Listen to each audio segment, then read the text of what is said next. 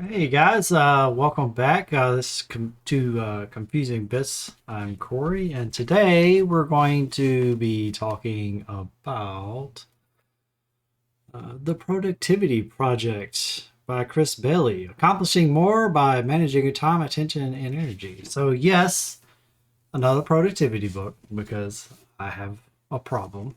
So let's just go ahead and do I read way too many productivity books as you might can tell. So this is another one. Too long didn't watch. Too long didn't read. It's pretty good, especially if you're new to the kind of productivity space. I think it kind of surveys the landscape pretty well. Um, and if you want to learn more, just stick around. Chris Bailey. Who is this? What's our blurb is? Let's do the blurbs and then get on to the other stuff. Okay. So it says a fresh, personal, and entertaining exploration of a topic that concerns all of us: how to be more productive at work and in every facet of our lives. Chris Bailey turned down lucrative job offers in order to pursue a lifelong dream: to spend a year performing a deep dive experiment into the pursuit of productivity, a subject he had been enamored with since he was a teenager. After obtaining his business degree, he created a blog to chronicle a year-long series of productivity experiments he conducted on himself, and where he continued his research and interviews with some of the world's foremost experts, from Charles Duhigg, Duhigg, I don't know how you spell it, how you say it. I can see how it's spelled. David Allen, and David Allen. That's the getting shit done, getting stuff done. Among David Allen wrote a book. It's called Getting Things Done or Getting Stuff Done or something. It's this huge book. I don't know who this Charles Duhigg, Duhigg, whatever. Anyway, among the experiments he had tackled, Bailey went several weeks getting by on little to no sleep. He cut out caffeine and sugar. He lived in isolation for 10 days. He used his smartphone for just an hour a day for 3 months. He gained 10 pounds of muscle mass. He stretched his work week to 90 hours. A late riser, he got up at 5:30 every morning for 3 months, all while monitoring the impact of experiments on the quality and quantity of his work. The Productivity Project and the lessons Chris learned is the result of that year-long journey. Here are some of the many counterintuitive insights Chris Bailey will teach you. Slowing down to work mode deliberately, shrinking or eliminating the unimportant. The rule of three, striving for imperfection. Scheduling less time for important tasks. 20-second rule to distract yourself from the inevitable distractions. The concept of productive procrastination. In an eye-opening and thoroughly engaging read, Bailey offers a treasure trove of insights over 20 best practices that will help you accomplish more. What is going on with my throat right now? I guess I should have warmed up. Anyway, Chris Bailey, a graduate of Carleton University in Ottawa, wrote over 200,000 words on the subject of productivity on his blog, A Year of Productivity, during a year-long productivity project where he conducted intensive blah, blah, blah, blah. To date, he has written 10 hundreds of articles on the subject, and he just said hundreds. It would have been fun. Has garnered coverage in media and as diverse as the New York Times, the Huffington Post, New York Magazine, TED, Fast Company, and Lifehacker. As I mentioned, I think this is a great book. It's kind of like a short, like the Cliff Notes kind of version of all the stuff, just to set the groundwork.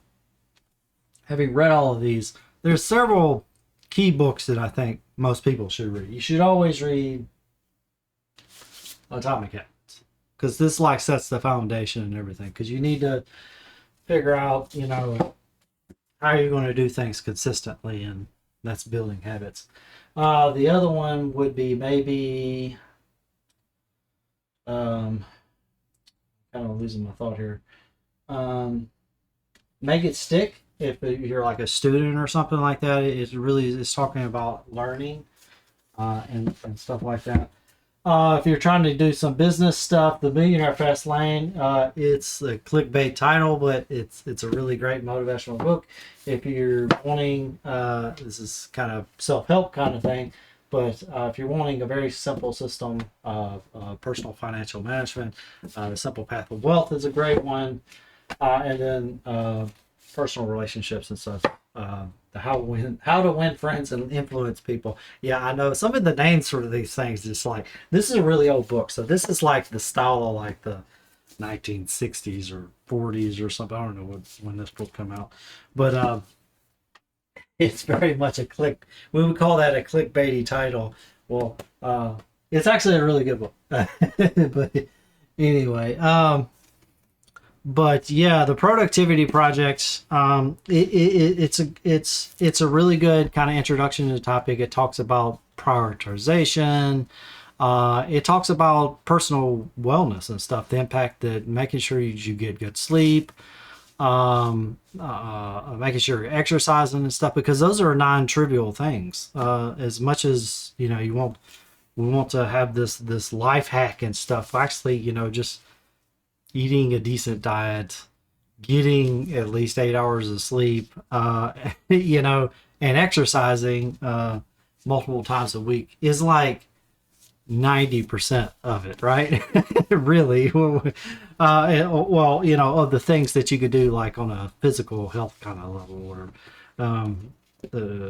anyway, I think it's a pretty good book.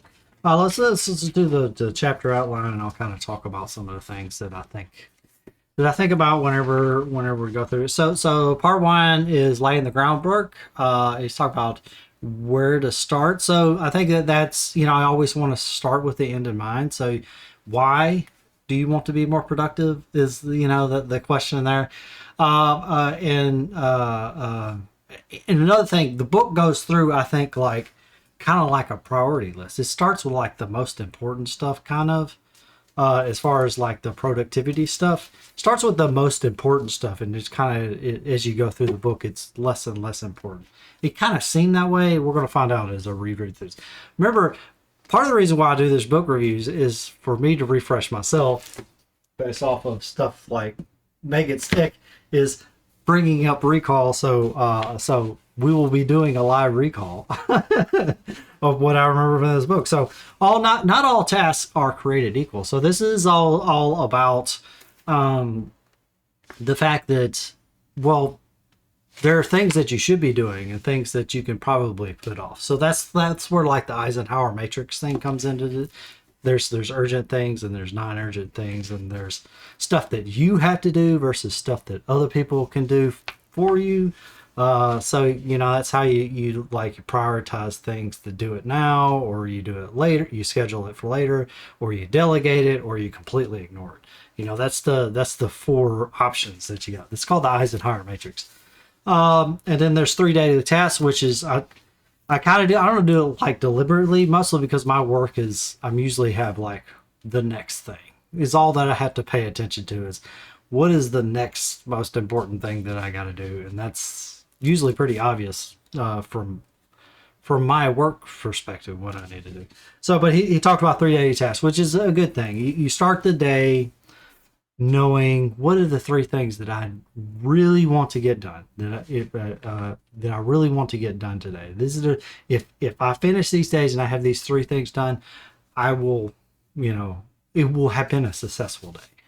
So that's the 3 days, and then ready for prime time. Okay, this is all about making sure that when you schedule these things when you are actually productive. For like me, I am vastly more productive in the morning, like before the meetings start and everything like that. Like it's not even close. It's easily twice as productive as so like in the morning, like especially the first 4 hours, sometimes up to 6 hours, is easily twice as productive as the last 2 to 4 hours. So basically everything after lunch is a toss-up for me. We go from super high productivity down to let's see what we can get done.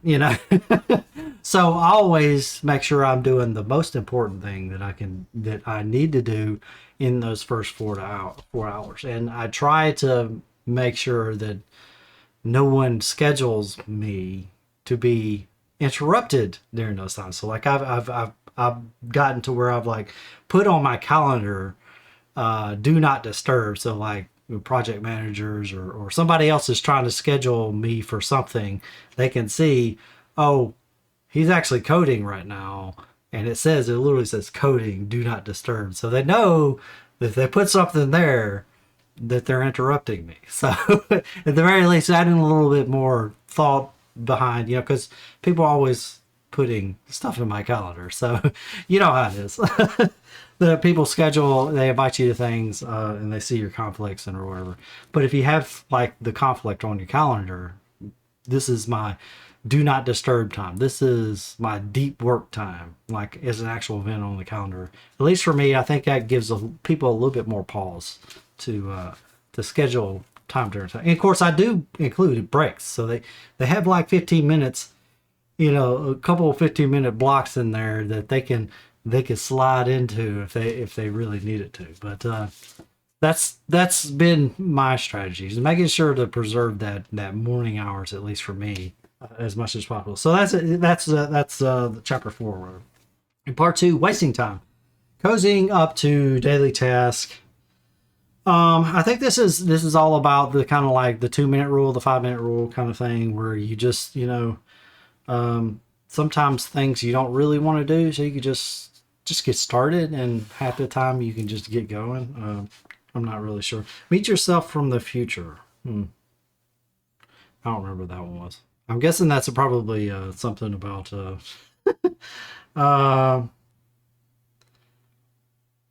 what I would have wished past me had done. Making sure that I don't regret past me's behavior or whatever. If that was I can't remember. Well, this has been like a month, 2 months since I read this book, so we're always playing refresh. Why the internet is killing your productivity. That's a self-explanatory. It's all about making sure that you're not letting notifications and stuff, just feed in unfiltered. Like all my notifications are off. My phone. The only people who can like even buzz through my phone, my messages or whatever, are like my friends and family. A select few of my friends and family can get directly in. And most of the time it's just a little buzz on my hand, and I just look down, and that's it. I'm not really responding unless it's urgent or anything like that. It's just taking note. The end, part 3 is end of time management, the time economy. I don't remember any of this. Working less. Okay, yeah, this is kind of elucidating energy, enlightenment, cleaning the house. Yeah, this is kind of like elucidating a little bit before about making sure that there's only so much time in the day, and you have to prioritize. You can't work more, and in fact, sometimes putting a time constraint on yourself can cause you to be more productive. We all our kids, and we got the research paper that we had to do, and we did it the night before, and we all did that, right? This huge Herculean task got done the night before, somehow, some way, over and over and over again. Well, that's kind of like being intentional, to do that intentionally. Like, here, I have 2 hours to get this done. Let's see what I can get, see if I can get it done in this 2 hours. So it's kind of like working less by working more productively, not, and not just piling on more work, just get it done and get it over with. Right. What else was here? There was, I think this is where he did his like 90-hour work week or something like that. Yeah, and like, I don't know about you, like my productivity goes off the cliff after you get over 40 hours. It starts going downhill pretty quickly. unless I remember that I could do it when I was really young, working like 60-hour weeks in the lab, because I'm just completely invested in it and the time just blows away. But nowadays, I don't know how to, I can't keep up that pace anymore. Part four, the Zen of productivity. Yeah, this is more prioritization, shrinking the unimportant and removing the unimportant. Spending less time on things that maybe aren't really high impact. That would be like shrinking the unimportant. Um, because sometimes you have to do stuff. But maybe you could find a way to do less of it, right? Like, I guess an example would be your taxes or whatever. You usually do the long form. You do your own taxes, but instead, okay, well, there's three different phases. You do the long form taxes, or you can go, okay, well, I'm just going to do the 1040 easy instead of doing the long form taxes. Yes, I'll lose out some money, but I saved a bunch of time, right? Um, and then of course you can take that further and okay, well, we'll just delegate that. Get you a just get a tax preparer to do all your taxes for you. That's delegation, right? So, but the shrinking is an option as well, right? Um, uh, Part five, we're just going to do the parts. Is quiet your mind. It's called emptying your brain, rise up and making room. So, that's all about kind of like the value of meditation and mindfulness in particular instead of meditation, but uh, being more conscious of how you're thinking about things and sort of like quieting your mind and stuff. It's something I recently do ever since I read uh, Sam Harris's Waking Up book on meditation. I've been doing that every morning. It seems to be making a difference, at least for me. And part six is the attention muscle, becoming more deliberate, attention hijackers, art of doing one thing, and the meditation chapter. Um, well, I remember the art of doing one thing is like don't fall into the trap of multitaskers, right? Nobody multitasks unless you're a traffic unless you're an air traffic controller. Everybody does multitasking badly, and every single time they test multitasking over and over and over. For every time I read all of these books or whatever, they're always citing research about how multitasking just does not work. People think that they're excellent multitaskers. The people who think they're awesome at multitasking, everybody, even the people who think they're great at it, are terrible at multitasking. We're just not built to do that. We're built to be focused. Part seven is taking productivity to the next level. Okay, so this is like the final tweaks and stuff, and this is where it's talking about eating well, getting exercise. Talks about caffeine intake. So that's refueling, drinking the energy, exercise pills, and also sleeping your way to productivity, which is obviously about sleep. And then, of course, the last one is like the final step. And he did it afterward for 1 year later. I think it's like I said, I think it's a very good survey of the topic. I will say that it was kind of more. The book felt a little kind of cliff noties, like overly summarized. But I can't really fault it for that. This book is meant to be productive. Is meant you're getting like all of the big stuff without all of the long-winded explanations that you might find in this book. So I think it's a pretty good book. Let's before we here, let's do I notice any of these? Do I notice any of these quotes here? Oh, yeah, it's talking about a couple of ticks. Consume caffeine strategically, not habitually. Work on your highest return task at your peak energy time of the day. Focus on one task at a time. Multitasking is simply less productive. Compartmentalize email and social media to specific times during the day. And some of the verbs would be here's a book that promises in the title to pay for itself. And the truth is, it will in just a few days. And it will in just a few days, and you'll even enjoy the journey. Seth Godin, author of Lynchpin. I agree. And the next one is so often we get stuck in to just doing what we've always done, even if it's not really working. The book helps you cut through all the productivity advice out there to find and test what really works for you. Sean Anker is the author of The Happiness Advantage. There's more, but you get the point.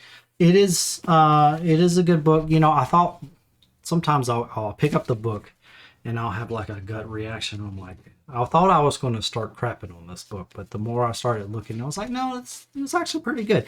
And it's a quick read. It's an easy read. I would definitely put this in the light reading category. It's not a you don't trudge through this. Of course, I did this on audiobook, so this is a great audiobook. You just go through. I think there was a young guy voicing it, so I think it might have been him actually voicing the audiobook. Or at least it sounded like a young guy. Anyway, we have gone on for 20 minutes, what should have been a 10-minute video. So, that's par for the course for me. But anyway, yeah, so this was the Productivity project by Chris Bailey, and I do recommend it. Especially for those of you new to the productivity space. So that's all I got for that book.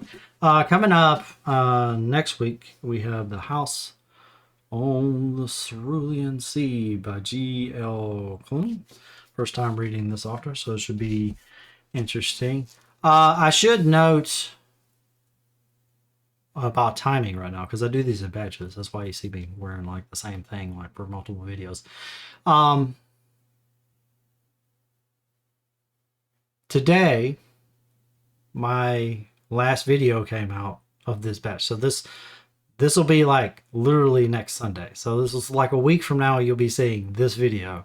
So we're just a week ahead of time. Right now, we're just a week ahead of time. We're going to be about a month ahead of time before we're going to be well into the new year. A couple weeks into the new year by the time you see me wearing something different. So that's how the time scales are working. If you're trying to follow along or whatever, that's what's going on. All right. I guess I'll see you guys next time.